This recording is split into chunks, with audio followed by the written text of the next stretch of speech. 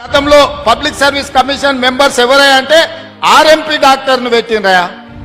Group 1 exam నిర్వహించేటోడు RMP doctor, deputy తహసీల్దారు, ఇట్లాంటి వాళ్ళను పబ్లిక్ సర్వీస్ కమిషన్ మెంబర్స్ గతంలో వేసారు.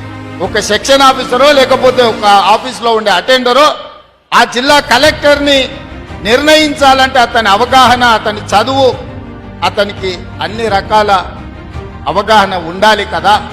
అట్లాంటి గ్రూప్ 1 పరీక్షలు నిర్వహించే పబ్లిక్ సర్వీస్ కమిషన్లో సభ్యులుగా చిన్న చిన్న చిరు ఉద్యోగస్తులను రాజకీయ పునరావాస కేంద్రంగా మార్చి ఆ పార్టీ సభ్యులను నియమించడంతో పూర్తిగా భ్రష్టు పట్టుపోయి ప్రతిష్ట దెబ్బతిన్నది పబ్లిక్ సర్వీస్ కమిషన్.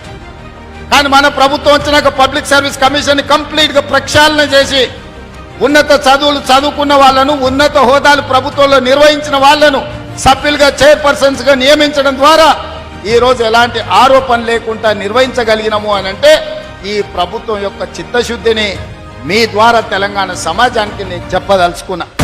ఇది సార్ నా బ్రాండ్.